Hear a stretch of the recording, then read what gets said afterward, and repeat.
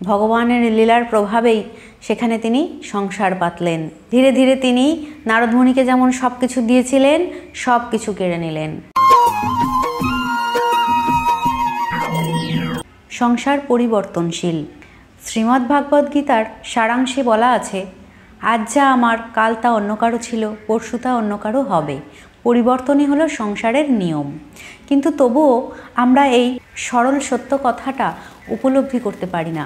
কারণ কি জানেন? কারণ আমরা মায়ার বাঁধনে আবদ্ধ। প্রত্যেকের জীবনের গতি পরিবর্তনশীল। আজ যারা আমাদের খুব কাছের মানুষ, খুব প্রিয় মানুষ, একটা সময় আমাদের কাছ থেকে হারিয়ে যায়। এভাবেই পরিবর্তন চলতে থাকে। এক জেনারেশন শেষ হয়, আরও এক জেনারেশন শুরু হয়। আর প্রত্যেকটি প্রাণীই কিন্তু মায়ার বাঁধনে আবদ্ধ।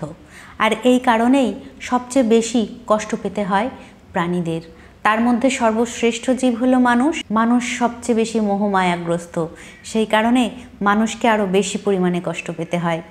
এই মায়ার জগৎ নিয়েই আজকে আলোচনা করব। দেবর্ষি নারদ একদিন ভগবান শ্রী বিষ্ণুর কাছে প্রশ্ন করেছিলেন যে এই মায়া কি, আর এই মায়ার জগৎ বা কী, আমি একটু বুঝতে চাই। ভগবান শ্রীবিষ্ণু বলেছিলেন, একথা আমি তোমাকে মুখে বলে বোঝাতে পারবো না। যদি তুমি নিজের জীবন দিয়ে তা উপলব্ধি করতে পারো, তবেই তুমি একথার অর্থ বুঝতে পারবে। তখন শ্রীবিষ্ণু নারদমুনিকে নিয়ে মর্তধামে এলেন ছদ্মবেশে, যাতে তাদেরকে কেউ চিনতে না পারে। কিন্তু তাদের মধ্যে দৈবিক সমস্ত শক্তিই বর্তমান ছিল।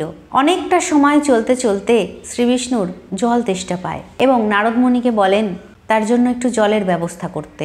যে স্থানে তারা ছিলেন সেখানে আশেপাশে কোথাও জলের ব্যবস্থা ছিল না।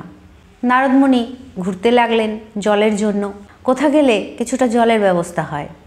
সেই সময়েই শ্রীবিষ্ণু কী করলেন, নারদমুনিকে মায়া বোঝাবেন বলে তার পূর্বগত সমস্ত স্মৃতি ভুলিয়ে দিলেন এবং তিনি তাকে একজন সাধারণ মনুষ্যের মতো জীবন দান করলেন।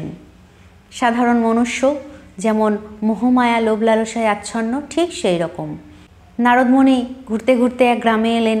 সেথা এসে ভগবানের লীলার প্রভাবেই সেখানে তিনি সংসার পাতলেন। স্ত্রী সন্তান নিয়ে ধীরে ধীরে পরিবার বড় হতে লাগলো তার। ভগবান শ্রীবিষ্ণু যে জলের অপেক্ষায় রয়েছেন, সেই মায়ার বাঁধনে আবদ্ধ হয়ে নারদমুনি তা ভুলেই গেলেন। সংসার করতে লাগলেন। কেটে গেল অনেকগুলি বছর।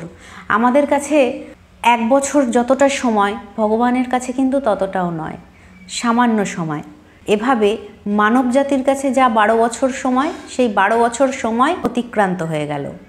এরপরে শ্রীবিষ্ণু মনে করলেন এইবার সময় এসেছে নারদমুনির কাছ থেকে মায়া কি, নারদমুনিকে তা প্রশ্ন করার। ধীরে ধীরে তিনি নারদমুনিকে যেমন সব কিছু দিয়েছিলেন, সব কিছু কেড়ে নিলেন।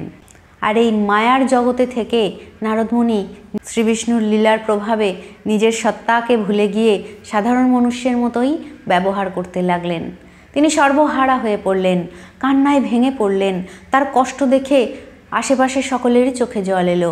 সর্বহারা হয়ে কাঁদতে লাগলেন, এদিক ওদিক ঘুরতে শুরু করে দিলেন। কি ছন্নছাড়া অবস্থা! আর সবই হচ্ছিল এই মায়া কি তা উপলব্ধি করানোর জন্যই। একটা সময় শ্রীবিষ্ণু মর্তধামে এলেন এবং নারদমুনির সামনে দর্শন দিলেন। দেওয়ার পরে সেই লীলার বশে নারদমুনিকে আবার তার আগের সত্তা ফিরিয়ে দিলেন এবং যাতে পূর্বের কোনো স্মৃতি নারদমুনি ভুলে না যান, এই কারণেই নারদমুনিকে প্রশ্ন করলেন, মায়া কি তা বুঝতে পেরেছো তাহলে? তখন নারদমুনি বললেন, হ্যাঁ প্রভু, আমার যথেষ্ট শিক্ষা হয়েছে। মায়া কি আমি বুঝতে পেরেছি, মায়ার জগৎ কি তাও বুঝতে পেরেছি। আপনি আমার কাছে জল চেয়েছিলেন, আর আমি দেখুন এই মায়াতে আবদ্ধ হয়ে সে কথা মনে রাখিনি। তখন শ্রীবিষ্ণু বললেন, আর এই মায়ার জগতেই প্রত্যেকটি জীব আবদ্ধ।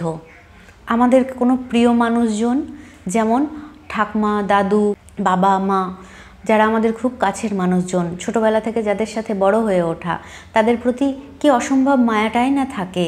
কিন্তু একটা সময় দাদু, ঠাকুমা সকলেরই ধীরে ধীরে মৃত্যু হয়।